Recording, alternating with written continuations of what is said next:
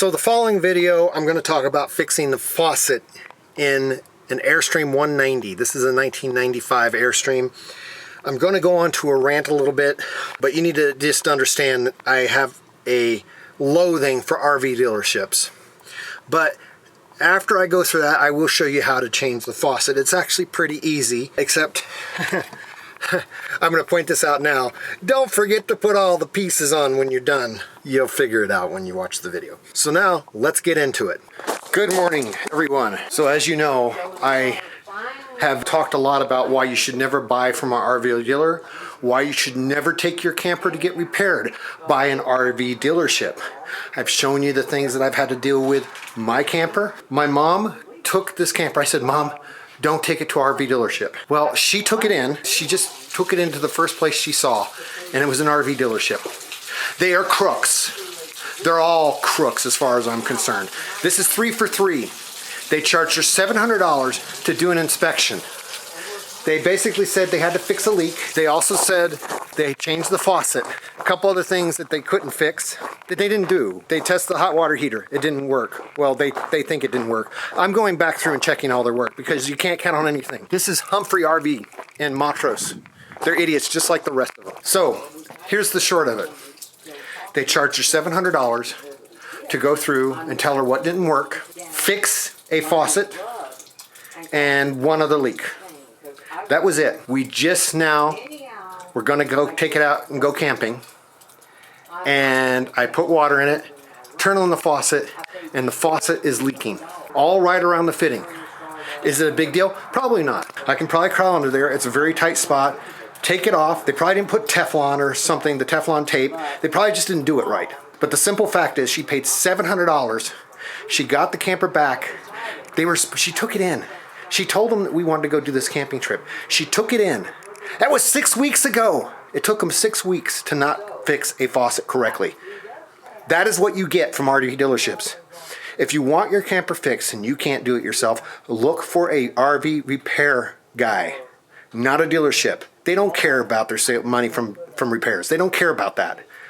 They make their money off sales. If you can't check your work, that's pretty pathetic.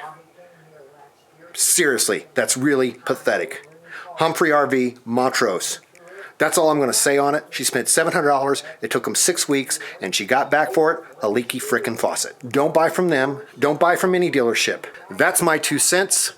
I've got a camper to fix. I guess there was one other thing they did fix in their defense was they also fixed the regulator, supposedly, on the propane tank. So they did 3 things. Supposedly there was a water leak that they fixed somewhere else, a regulator that they changed, and the faucet, which is leaking terribly. It used to just drip. Now it literally just dumps water everywhere across the countertop. This is what happens. They charge the customer $140 an hour, and they have somebody working on it that they are paying minimum wage. They're not paying a professional when this is why this thing is leaking. I'm going to show you this. It's not a big deal. I'll probably be able to fix it. I think this is the only issue. But this should not happen when you pay $700 at taking it to a professional, and this is chronic, and it happens with, so far, 3 out of 3 dealerships. This is their handyman work. This is how they do. Watch this. Hopefully you'll be able to see it. I'm just reaching up here in this tight space, and it is literally, folks, I am turning it off with my bare fingers. Seriously, what the heck? That is what you're paying $150 an hour for. They couldn't even tighten it with a wrench. And more than likely it doesn't have the Teflon tape either. And keep in mind, I'm not a repair guy. If I can do this stuff better than the 140-hour professional, something is really, really wrong. That's my 2 cents. Again, I'm going to go back, and I'm not working on my camper this time. I do have a couple little updates I'm going to be showing you that are minor repairs. So far, it made it all the way to Delta with nothing major, but there's 2 other things that I need to change. So I will show you that in another video when the stuff comes in from Amazon. I'm going to be under here trying to figure out what's all not taken care of and then winterizing this thing, because obviously we're not taking it out at this point. I guess I might as well show you how I'm fixing this because it's not straightforward. The reason they didn't get any of these tight and they only put them hand tight is because you can't get a wrench up there. You have to take the sink out. Once you have the sink out, then you'll be able to access everything just fine. It's not as bad as it seems. Here you go. This is how I made a makeshift tool with what I had. I put a wrench. This is a 19 millimeter. I just grabbed one that would get in there. You got a crescent wrench, put it right here, and then you just start turning. And you unscrew this. Now I'll have to reseal this when it's all done. But you do that with both sides. If they would have just done this. So this has never been removed. That's how stupid these guys are. I don't even do this for a living. I looked at the situation and said, there ain't no way you're getting to this. There's got to be a better way. So now, 20 minutes into it, I figured out, well, let's just take the sink out. Then you can get to it. They literally took the old faucets out, which you can't even get to up there. I don't know how they got tools to get all. They must have fought for hours. That's why they cost $700. It took them probably 20 hours just to move the faucet. So they couldn't get wrenches under there, but that's the only way they did it. They used wrenches to get under there while the sink is still in place. And then they went to put the new one in and they said, screw it, and they just tightened it up with their hands. So I know you can't see it easily, but then you see right up there is a wing nut, and you got wing nuts holding each corner of the sink. So you just reach up with your hands and loosen all the wing nuts next, after you've removed the drains. In some places where it's hard to get up there and reach, you can take a screwdriver and reach up in there. I can't show you, obviously, but there is on the wing nuts, you got a little slot there. You stick a screwdriver in that little notch and turn it around until it, comes out. Alright, so basically that's 6 wing nuts you have to remove, and these little bracket things. A couple of them are still attached to the sink down there. But now look at all this open space. So I put these back on. These were just hand tight, hoping that was the only leak, but this thing behind it here is also leaking. So I gotta just take all this off. Let's try to get this thing finished. So the other thing is water wouldn't come out. This little cap that goes on that has a little filter thing that goes on the end of the faucet right here had this little weird piece of rubber shoved in the hole. They didn't check any of their work. They should have pulled the sink out, because that's how you'd work on it correctly. That's right, they only hand tightened everything, and that's why water leaked everywhere. Water wasn't coming out of the actual faucet when you turned it on, because that was also clogged. All they had to do was check their work. Now, you can be the biggest idiot at anything. I don't know plumbing. I don't know how to fix engine necessarily. I don't know how to do any of that. You can watch a YouTube video to figure it out. But when you're done, the one thing that we all should have in common is checking your work. Because that tells you if what you did actually did the job. Doesn't require a lot of effort. You literally just inspect your work. Like maybe turn on the pump, turn on the faucet, make sure it's not leaking, make sure the little filter thing doesn't have a piece of rubber clogging it. That doesn't require anything but common sense. No one, in my book, no one that does not know how to check their work is a professional. So now let's review one other thing they did wrong. This faucet, they charged her $90 just for the faucet. See this copper pipe right here? This was the only thing that was tight. When they ran the hose through for the sprayer, they could connect it to this before putting the faucet in. This thing was also leaking, and I was hoping I'd be able to resolve it. This copper pipe right here, this little short one, was leaking right at the base. It was screwed into plastic. When they tightened down the hose from the sprayer, they just kept tightening it and tightening it and tightening it. And then it kept turning, and then it would turn this pipe going all the way into the plastic, which they then stripped out of the brand new faucet.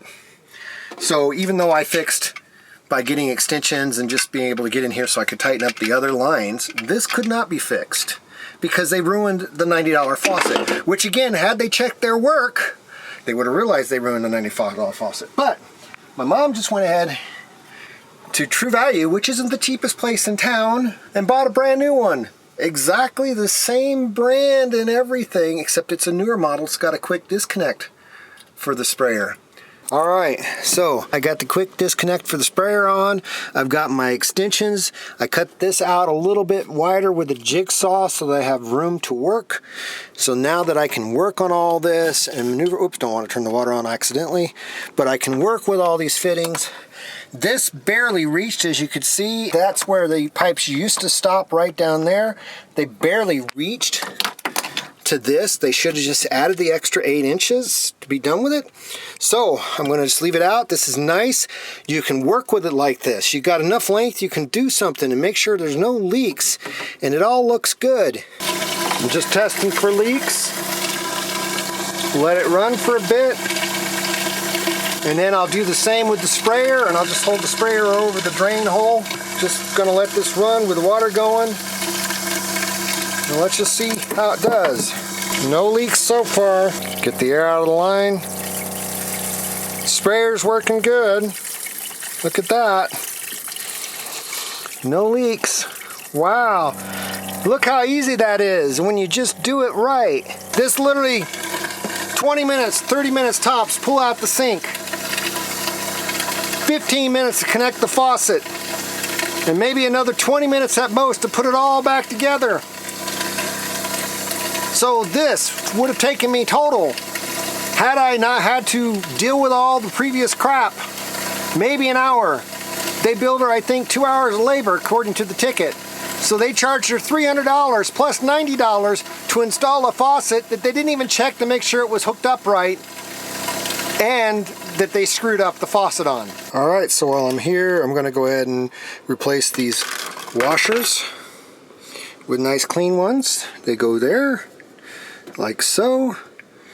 And I'm gonna put, so you got these little brackets here that line up with the screws, so I'm gonna get all those in place so that I can run the screws that are on the bottom of the sink through those screws right there. I'm gonna do a slight mod. It has these wing nuts and they don't quite have enough space under there to move.